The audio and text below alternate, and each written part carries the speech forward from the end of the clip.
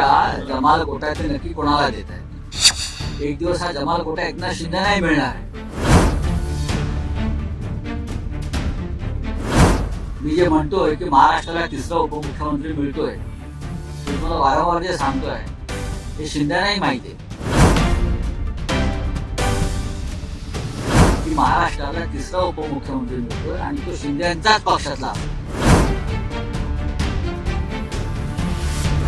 त्याच का बघायचं, न्यायालयीन प्रक्रिया आहे ही, न्यायालयीन प्रक्रिया आहे आणि अशा न्यायालयीन प्रक्रिया सुरू असतात.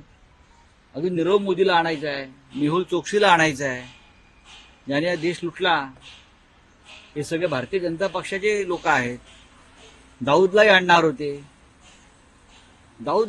होते ना, छोटा शकीलला आणणार आहेत, टायगर मेमनला आणणार आहेत. यादी मोठी आहे. राऊतसाहेब, अमित शहा महाराष्ट्रात होते आणि सहकार संबंधी कार्यक्रम होता. अमित शहा असं म्हणतात की शरद पवारांनी सहकार मोडीत काढला. अमित शहा महाराष्ट्रात येतात ते महाराष्ट्राच्या नेत्यांवर चिखलफेक करण्यासाठीच येतात. अमित शहा महाराष्ट्रात येतात ते महाराष्ट्राची बदनामी करण्यासाठीच येतात. अमित शहा महाराष्ट्रात येतात ते महाराष्ट्रातल्या जनतेचं मनोधैर्य खच्ची करण्यासाठी येतात. अमित शहा या देशाचे सहकार मंत्री आहेत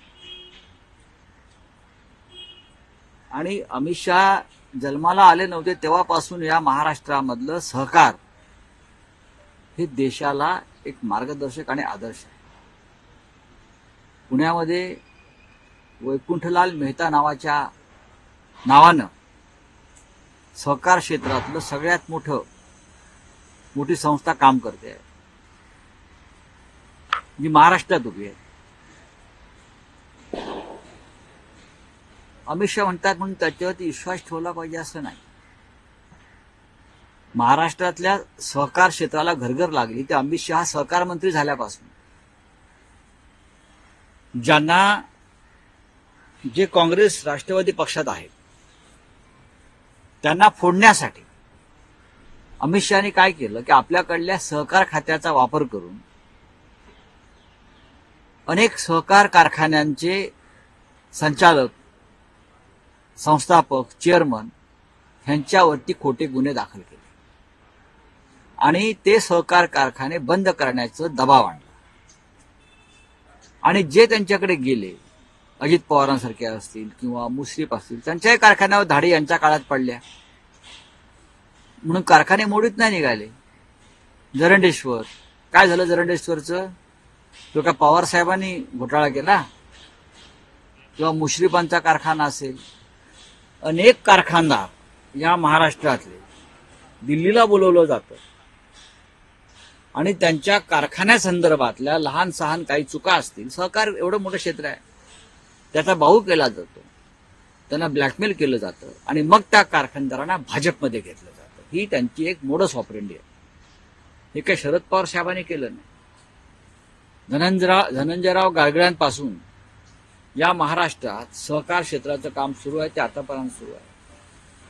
माननीय पवार साहेबांनी सुद्धा कारखाने जिवंत राहावे, कारण ग्रामीण भागाचं अर्थकारण हे सहकार कारखान्यांवरती, सहकारावरती उभा आहे. आणि मग यशवंतराव चव्हाणांपासून ते शरद पवारांपर्यंत प्रत्येकानं सहकार चळवळ जिवंत राहावी, वाढावी म्हणून योगदान दिलंय. मिस्टर अमित शहाने दिलेलं नाही. या उलट गुजरातमध्ये जाऊन बघा, बँका सहकार क्षेत्रातल्या कशा लुटल्या जात आहेत. कोविड काळामध्ये, नोटबंदीच्या काळामध्ये गुजरातमधल्या सहकार बँकात कसे घोटाळे झाले हे अख्ख्या जगाला माहिती आहे. महाराष्ट्रात हे झालं नाही. महाराष्ट्रामध्ये तुम्ही सहकारी बँका ज्या विरोधी पक्षाच्या ताब्यात आहेत आणि सहकार कारखाने जे विरोधी पक्षाच्या ताब्यात आहेत ते मोडून काढण्याचा प्रयत्न केला. याला हे सहकार मंत्र्याचं काम नाही. एक कारखाना बंद पाडला जातो, अडचणीत आणला जातो, तेव्हा त्याच्यावरती हजारो लोकांची कुटुंब ही उभी असतात. अमित शहा हे व्यापारी आहेत, व्यापारी राजकारणी आहेत. त्याच्यामुळे त्यांना सहकाराचं दुःख कळणार नाही, वेदना कळणार. ते शेअर मार्केटमधले व्यापारी आहेत. आणि सहकार क्षेत्र हे शेअर मार्केटप्रमाणे चालवलं जात नाही. रावसाहेब, माजी मुख्यमंत्री एकनाथ शिंदे अमित शहांच्या कार्यक्रमालाही उपस्थित होते आणि त्यावेळेस जी उद्धव ठाकरेंनी अमित शहांवर टीका केली त्याला उत्तर दिलं आहे. त्यांचं असं म्हणणं की अमित शहा मुंबई महाराष्ट्रात येतात तेव्हा काही लोकांना बघा, पोटदुखी होते. अमित शहा हे भाजपचे नेते आहेत. भाजपच्या नेत्यांवर टीका केली जे महाराष्ट्र लुटत आहेत, म्हणून एकनाथ शिंदे जे स्वतःला शिवसेनेचे नेते समजतात त्यांना उत्तर द्यायची गरज नाही. अमित शहा आणि त्यांचा पक्ष पाहिल की त्यांच्या पक्षालाही प्रवक्ते आहेत, त्यांचे पक्षही अमित शहाना वरती हल्ल्याला उत्तर देण्यासाठी सक्षम आहे, मला माहिती आहे. अमित शहांवर टीका केली म्हणून एकनाथ शिंदेना एवढं धडपडायची गरज नाही. नाही, पण उद्धव ठाकरेंनी अमित शहांचा केस झाड की पत्ती असा उल्लेख केला होता. त्यावर शिंदे असं म्हणतात अमित शहा आहे असं वृक्ष आहे, जमाल गोटा आहे, भल्या भल्यांना ते बघूया जमाल गोटा ते नक्की कोणाला देत आहेत. एक दिवस हा जमाल गोटा एकनाथ शिंदेनाही मिळणार आहे. मी जे म्हणतोय की महाराष्ट्राला तिसरा उपमुख्यमंत्री मिळतोय हे तुम्हाला वारंवार जे सांगतोय हे शिंदेनाही माहिती आहे की महाराष्ट्राला तिसरा उपमुख्यमंत्री मिळतोय आणि तो शिंदेंचाच पक्षातला असणार. या जमाल गोट्याच्या गोष्टी आम्हाला सांगू नका. तुम्हाला ईडीचा जमाल गोटा अमित शहाने दिला म्हणून तुम्ही पक्षातनं फुटलात. जमाल गोटा काय असतो? ईडी आणि सीबीआय आमच्याकडे आला उद्या 2 तासासाठी, आम्ही या सगळ्यांना जमाल गोटे देऊ आणि 72 तास संडासात बसवू. हे जमाल गोटे आम्हाला सांगू नका तुम्ही. या ईडी आणि सीबीआयच्या गोळ्या आहेत जमाल गोट्याच्या. एकनाथ शिंदे आणि त्यांच्या लोकांनी दिली आहे ती गोळी, म्हणून त्यांची पोपटपंची सुरू आहे अमित शहाच्या बाजूने. अमित शहा यांनी महाराष्ट्राच्या अस्मितेवर, स्वाभिमानावरती आक्रमण केलेलं आहे.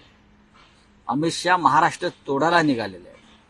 अमित शहानं मराठी माणसाच्या स्वाभिमानावर पाय ठेवलेला आहे. अशा वेळेला उद्धव ठाकरे माननीय पक्षप्रमुख जर बोलले असतील तर त्याचं एकनाथ शिंदेनी कौतुक केलं पाहिजे. पण हे लाचार आहेत. एकनाथ शिंदे ह्यांना जो जमाल गोटा दिला जातो दिल्लीतून अमित शहाकडून, त्याच्यामुळे ते तोंडानं उलट्या करतायत.